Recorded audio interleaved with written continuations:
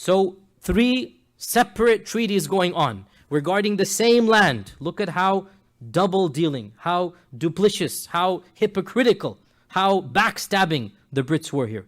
3 different agreements. While all of this is going on, guess what? 1914, talk begins in the British cabinet at the highest levels of promising a Jewish homeland to the Zionists. Talk begins of now carving out an independent Jewish homeland and giving it over to the Zionists. Now pause here. Who were the Zionists? The Zionists were a movement that began in the late part of the 19th century. A group of influential, powerful Jews in Europe began this movement, which was called Zionism. They called it Zionism, and it was called the World Zionist Federation Council. And the goal of Zionism was the establishment of an independent Jewish homeland, preferably in Jerusalem itself. Now, this is in 1880s, 1890s. They're already talking about this type of talk. And the most influential people in this movement were Theodor Herzl, who was basically the founder of the Zionist movement, and then Chaim Weizmann, who eventually becomes the first president of Israel. Chaim Weizmann becomes the first president of Israel. Now, interestingly enough, in the beginning, the Brits tried to promise them another land. And they said, why don't you choose Uganda in Africa? It's easier for us. Go to Uganda. We'll give you Uganda. Have your own independent land in Uganda. Now remember, the Brits controlled 1/4 of the world at the time. The Brits controlled much of Africa and India and all of these lands, the Far East. They're all under British control.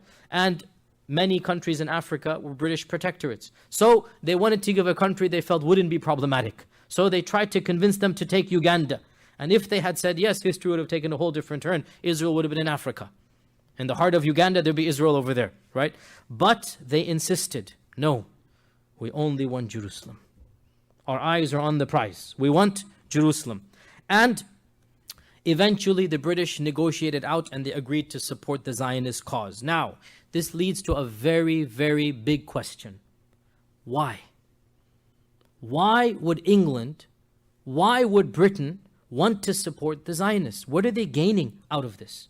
And here we have a whole bunch of theories, some of which border on conspiratorial and bizarre. Allah knows best. I will mention basically 4 reasons, and there are more than these. I will mention 4 reasons that at least the first 3 I kind of am sympathetic to, the last one I'm so-so about.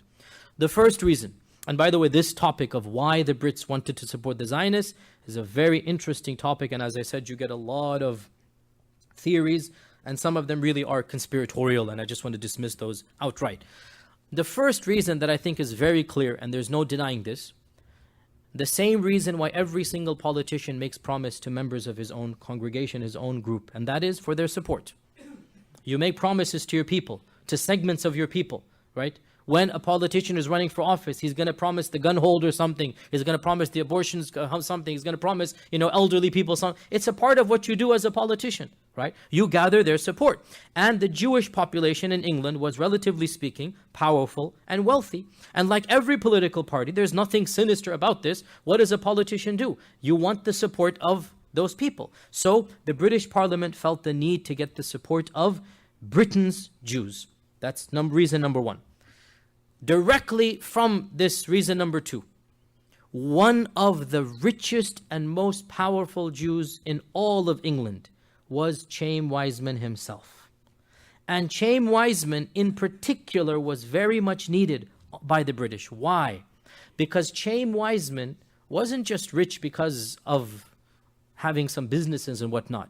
He was in the business of producing acetone, which was a necessary ingredient in the manufacture of bombs and explosives. And with the advent of war, the price of acetone and the availability of acetone starts to become very, very important. And Chaim Weizmann was a chemist, by the way, and he patented a new technique of acetone. This is before World War I. This is basically a stroke of luck, or whatever you want to call it, that his expertise was acetone. He had a company that produced acetone, and acetone is a necessary ingredient in the making of bombs. And the Brits now desperately need him to increase the supply of acetone by 1,000%. So it could be, and he happens to be the president or the secretary of the World Zionist Federation, right? So it could be that by promising him Jerusalem, you get him on your side. And this is a very logical and rational reason to promise something, right? And it is said that when the issue of payments came up, how much should England give Wiseman's company, how much would be the going rate, he's already a multi-billionaire, one of the richest men of Europe. His response was, I don't want any money. I want Palestine. I don't need any money from you. I want Palestine. That's my payment, right? And this makes sense, that why would he want any money when he himself is a very rich person? So it could be one of the reasons they're supporting the Zionist cause is to get Chaim Weizmann and his company to produce acetone, which is a very reasonable explanation as well. A third cause that is given, a third reason that is given, was hinted at by the person that was speaking in our video, and that is the Christian connection with Judaism and the fulfillment of the messianic prophecies of the second coming of Jesus.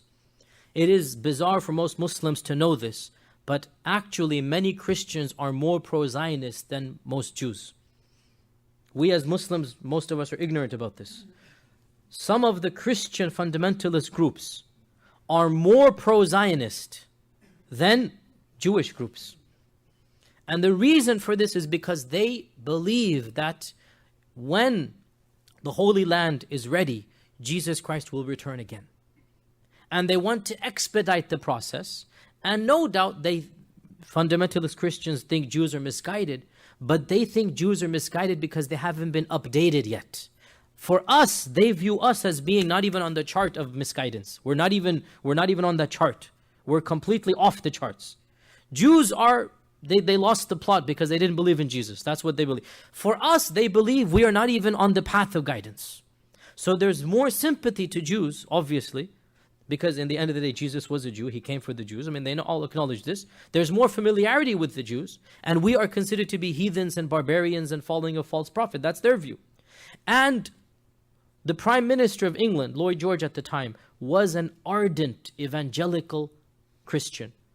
And he clearly had pro-Zionist and very Christian tendencies when he wants to conquer Jerusalem and whatnot. You saw yourself, his statements and whatnot. And there's no denying that there's an element of pro-Zionism coming out of a Christian theology. Okay, so this is reason number 3. And again, I don't see any conspiracy here. It's pretty obvious. You believe in something, you're going to do it. The fourth reason given, this is where I say, Allahu A'lam, it's a bit of a conspiracy. I don't know. I'll just say it, and I don't know if it's true or not. There is a theory, you'll find it in a lot of books, but I'm not an expert in this, so I just mention it and I'll leave it at that. That by promising Palestine to the Jews, this was a bribe to certain high-ranking officials in the White House to try to drag America into the war as well. And this is a theory that is given. And they mention some names and whatnot, that this was some type of, promise that America would also get involved. But, Allahu A'lam if this is true or not, but let me say one thing, and this is shocking to many of us, but it's historically true. Mainstream American Judaism was completely opposed to Zionism for the first 40 years of Zionism. Mainstream American Judaism, 1880s, 1890s, it was a European phenomenon. Zionism was a completely European phenomenon. American Jews, by and large, scoffed at the idea of an independent Jewish homeland. They thought this is ridiculous. We're happy where we are. We're acclimatized. We love America. There was no notion, and they did understand it would cause problems and whatnot. And mainstream Jews in America did not support Zionism until basically Hitler and World War II. That's when they felt the need to have an independent Jewish homeland. And this is well documented. This is not some type of theory. This is a known fact that mainstream American Jews were not pro-Zionist. And whatever the reasons might be, eventually these discussions between European Zionists and the British government continued until finally in August 1917, the discussion reaches the British cabinet. Now it's going to become official. Should we vote or not? And very interestingly, this is another interesting point, there was only one Jewish member of cabinet in that entire meeting. There was only one Jewish member. And that Jewish member was the most vocal opponent to the plan of giving Palestine to the Jews. And his name was, you can write this down, Edwin Samuel Montagu, Montagu. Edwin Samuel Montagu. And what he said was, listen to this, and this is the only Jewish member of the cabinet, and he's one of the most vocal opponents to the plan of giving Palestine to the Jews. What he says was, this would cause great alarm in the Muslim world, would create enemies for us when we don't have enemies. So Muslims and Jews were not enemies to one another for the bulk of their history. And this is something that is shocking to modern Muslims and Jews, modern Christians. The fact of the matter, Muslims and Jews got along very well in what is now Palestine, up until the beginnings of Zionism. Muslims and Jews did not have too much problems. And here we have a senior member of the British Parliament who is a Jew, saying that I am worried if you're going to do this, you're going to cause tensions between us. You're going to cause problems between us, and you're going to reinforce anti-Semitism and bigotry. Notice this is a Jew speaking out against this, saying if you do this, we're going to get into trouble from our Muslim, if you like, neighbors and whatnot. And this, more than anything, shows us, dear Muslims, let us not confuse anti-Zionism with anti-Jewishness. We have to be very careful here. Many Muslims confuse the two together. We are anti-Zionist. We are not anti-Jewish. We are anti-Zionist, and we criticize Zionism. As for Jews, they are Ahl Kitab. And the Sharia has and always will grant them rights that are known to all of us. And historically speaking, Jews and Muslims always found sympathy and comfort against the Christians in the Crusades and throughout history. Whenever the Christians persecuted the Jews always found safe passage in Muslim lands. This is an undeniable historical reality. And that is why there were large groups of Jews living in Muslim lands up until the creation of Israel. You Arabs know this. Yemeni Jews, Moroccan Jews, Tunisian Jews, Jews around the world. There's a Jewish synagogue in Cairo, which is now empty because of Zionism, right? Jews flourished in Muslim lands. And historically speaking, there was not the type of animosity that exists right now. And unfortunately, in our anger against Zionism, many Muslims have become anti-Semitic and anti-Jewish. And this is a problem. We criticize Zionism. And let me tell you from my own experiences, some of the most vocal and effective critics of Zionism are Jews. I repeat that. Some of the most vocal and effective critics of Zionism. Zionism is political Judaism. Zionism is a type of racism. We have no qualms about this. You are saying that somebody who's a Jew has the right to go to a land that he's never been in for 50 centuries. And he can take over the property and land of somebody who's right there. This is racism and ethnic cleansing in a way. We are opposed to Zionism. We are not opposed to the rights of Jewish people to be Jews. And our religion has always given them and will continue to give them these rights. And here we have in Edwin Montagu a very good example of a Jew standing up for the rights of the Palestinians and saying, if you do this, you're going to get us into trouble. Well, obviously, as you know, he was outvoted. And in any case, the opposition was minimal. He was one of a handful. And the cabinet basically allowed this to pass. And immediately, the British Foreign Secretary, Sir Arthur Balfour, eagerly wrote a telegram to Baron Rothschild, if you can show now on the screen. And this is the actual telegram that was sent. This is called the Balfour Declaration. This is called the Balfour Declaration. That is Sir Arthur Balfour. And he wrote a telegraph to Baron Rothschild. You have over here, Dear Lord Rothschild, I have the pleasure. This is the actual Balfour Declaration. Look at the date, November 2nd, 1917. This is the actual telegraph that was sent. Yours, here we go again. Yours, Arthur Balfour. And it says that His Majesty's government views with favor the establishment in Palestine of a national home for the Jewish people and will use their best endeavors to facilitate the achievement of this objective. It being clearly understood that nothing shall be done which may prejudice the civil and religious rights of existing non-Jewish communities in Palestine or the rights and political status enjoyed by Jews in any other country. This is the Balfour Declaration, dated November 2nd, 1917, and he wrote it to Baron Rothschild. And the Rothschilds, then there's a whole bunch of, a whole tangent over here.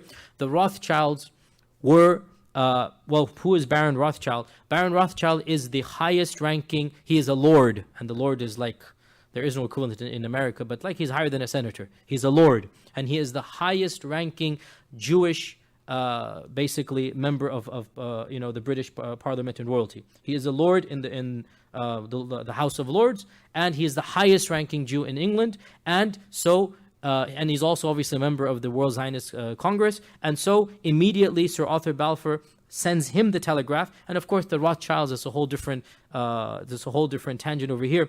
The Rothschilds is, how can I even phrase this? I mean, this is a dynasty that has spanned over 350 years, a Jewish banking dynasty that has branches to this day in Austria and England and France and America and Switzerland, and it is the pioneer, one of the pioneers of worldwide banking.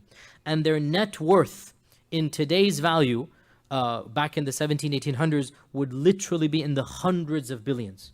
The Rothschild family, there is no other equivalent in all of Europe. They transcended politics. They're so wealthy, they don't care who's in power.